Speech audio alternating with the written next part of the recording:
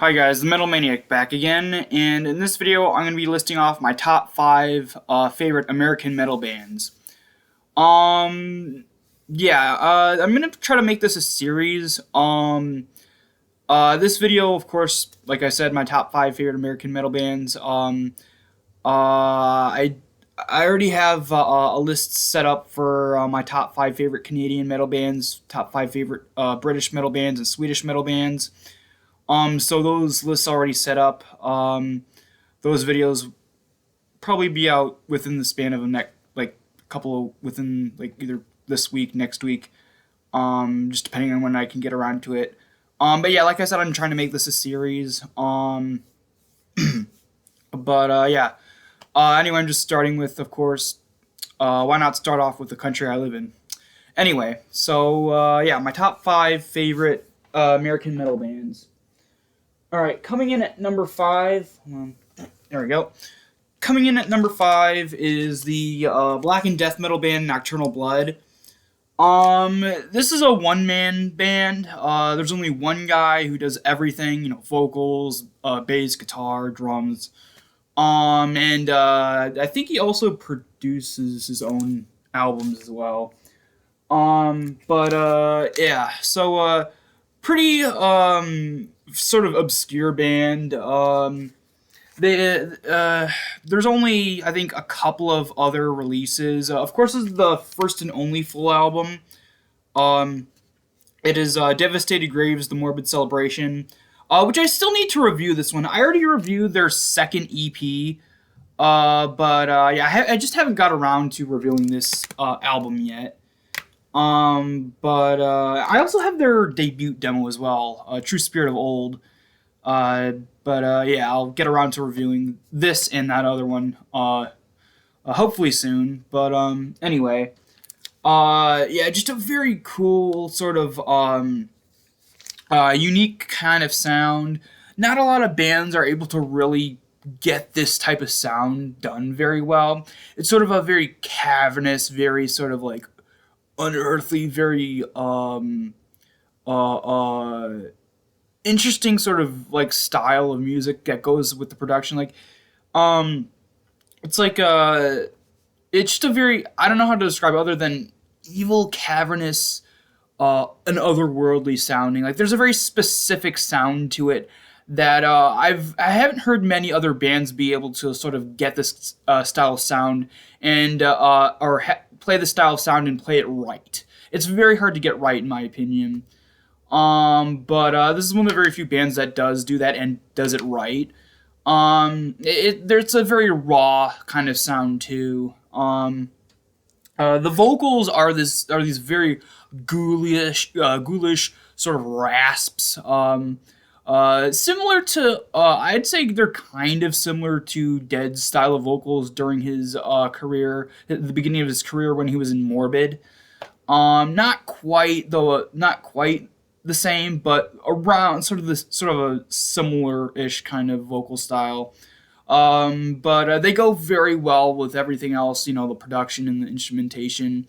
There's no like catchy sort of like solos or anything. The solos are all very frantic, chaotic, and just sort of very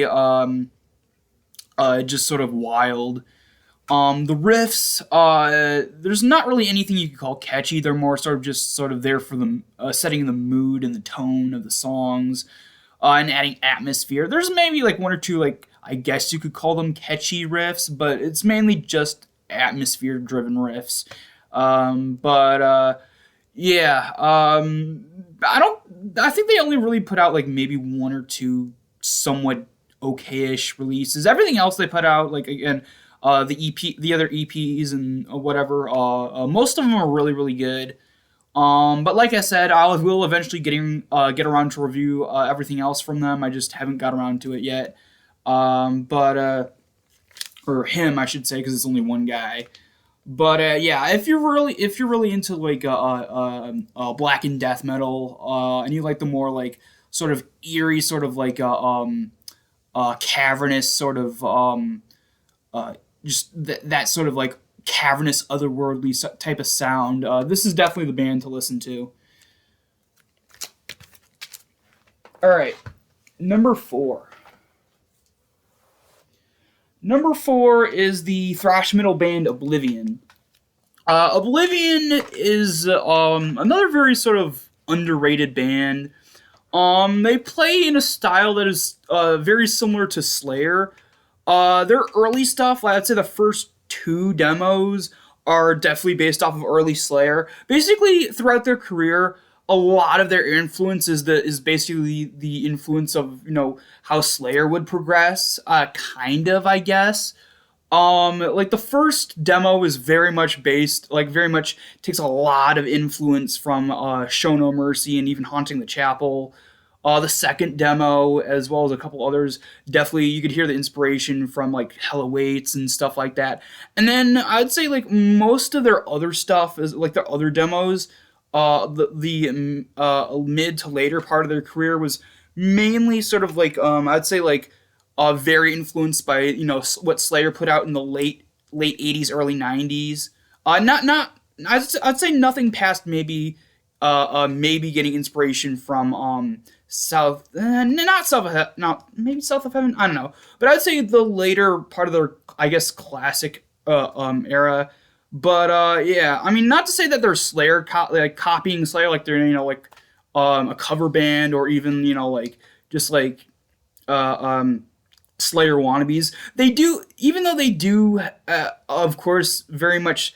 You could tell it's evident that they were inspired by Slayer. They still, at the same time, have their own unique sort of style and sound woven into that very evident Slayer inspiration as well. So, yeah, for this band, I highly recommend their first demo, their self-titled demo, just Oblivion, as well as I keep forgetting the names of their other ones, but I don't have any of the other ones yet, but I don't think you can actually get them individually anymore. But there are two compilation albums. Of course, this one, which contains their first two demos, and then a CD only compilation that's called I know I forgot the name of that one. I have to look it up again. But there's two compilations that they put out. That this is their first two demos, and then the mega CD compilation that the one that I can't remember the name of, that has literally everything they ever recorded. Um, but if you're into old school Slayer and want to hear a band that's sort of similar to that, definitely check out this band, Oblivion. Um, I'd say even their singers, even though they have two different singers, they very much sort of like take inspiration from Tamarai's vocal style. Anyway, but yeah, Oblivion at number four, I think. Yeah, number four. Number three.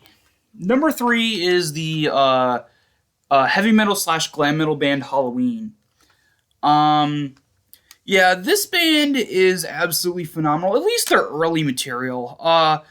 Throughout the mid '80s, I'd say 83ish, all the way up to around '86 or '7 ish. That's pretty much their classic era. They released some really good sort of like unique kind of glam metal that I've been hearing it described as dark glam, and it's a very good sort of description. Like it's not like the poppy glam metal stuff or anything. Like this is like heavy metal or I say glam metal infused heavy metal, or vice versa maybe. And it has sort of a darker sort of element to it. Like it's a bit heavier. It's a bit, they have the a darker aesthetic, but still has some evident sort of glamish sort of things going on in the early days. They released their first album in '85 called Don't Meddle with Evil.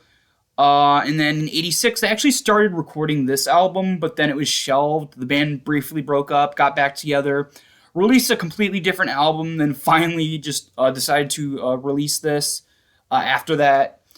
But yeah, I mean, their early stuff, like I said, their first album, This album, and then maybe even their other album, uh, Horror Fire, all really good. Although I do recommend staying away from their most recent album. Not I say most recent, but their uh, album that they put out recently, or not recently, but the Territory, which came out in 2012, which is not necessarily recent, but it's the newest thing they put out. That's pretty bad, but if you like sort of a darker glam metal kind of thing that has some heavy metal influences as well, definitely check out Don't Meddle with Evil. Of course, this one, Victims of the Night, and Horror Fire. Yeah, just a really very unique sounding heavy glam metal, and uh, yeah, kind of my preferred style of glam metal when it's not full on glam metal for the most part, where it does have some like influences in traditional heavy metal as well. Yeah, definitely check this out. All right, number two. Of course, I had to have this on my list. Number two is Slayer, of course. Yeah, Slayer is probably one of the earliest sort of thrash metal bands, if not the earliest thrash metal band that I ever sort of got into. Although originally I didn't like Slayer, honestly. Like at first, I only ever heard the Rain and Blood album, or at least part of it. I didn't like it. Listened to more of it, didn't like it. Even earlier on, I didn't even like the song Rain in Blood. But for the longest time, that sort of put me off of a Slayer. I thought that's all they were, that kind of thing they did later on. But then at one point I discovered the song Black Magic, and I was like, oh, this is really good. So then I looked up what album that was from, and it's Show No Mercy, and that's really how I got into Slayer.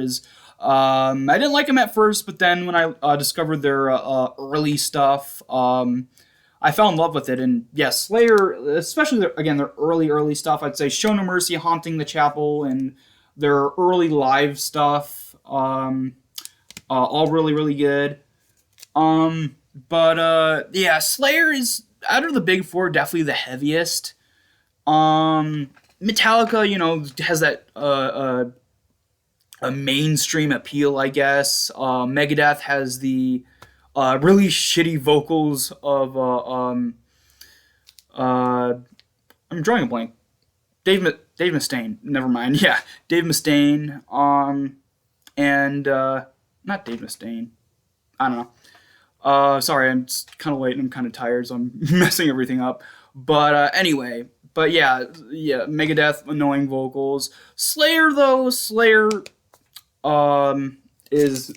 in my opinion the out of the big four, the top band, other than early Anthrax. Anthrax, the Neil Turbin stuff, the first couple of demos and the full length album Fistful of Metal, awesome. Slayer is just a band that unfortunately kind of lost their touch over time. Like I'd say around 80, 89-ish. Like I would say that South of Heaven is their last good album. Even though I prefer the very very early stuff, I still like some of the other albums up until the 90s stuff and onwards. Slayer is just, well, Slayer is Slayer. That's all I can say. Amazing band early on, but their early stuff just never gets old.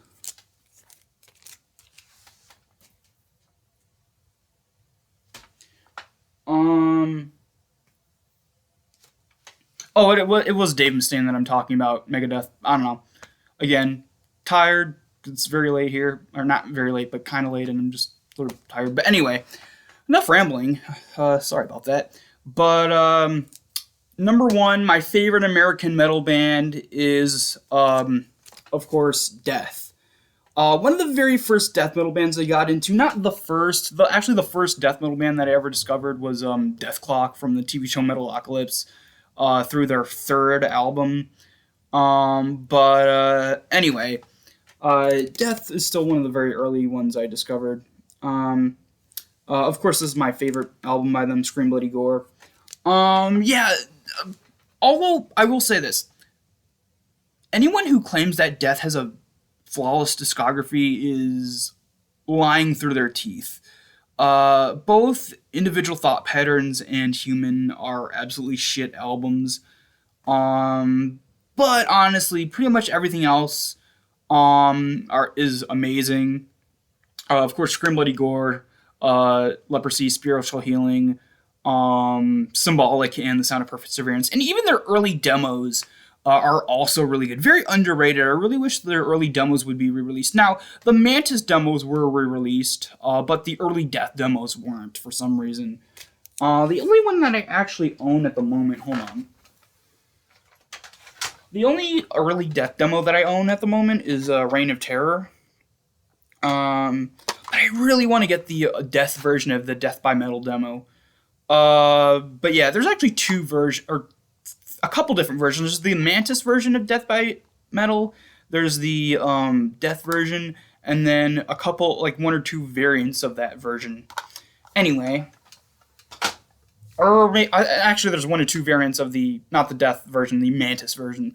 But yeah, Death is a band that, even though most bands, when they change their sounds constantly, they sort of lose what they originally had, and change to whatever. But even though Death wasn't very consistent with their sound, most of the time, again, not all the time, but most of the time, even though their sound changed, most of the time they still had a very good sort of style.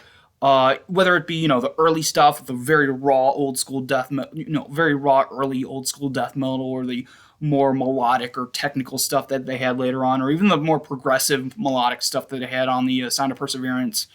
But yeah, and Chuck Schuldiner, great vocalist, great guitarist. It's a shame that he died when he did, because I don't know, I have a feeling that he still had a lot of ideas left for Control Denied. Oh yeah, also that second Control Denied album was never released, unfortunately. But yeah, just overall an absolutely fantastic band, and my favorite American metal band.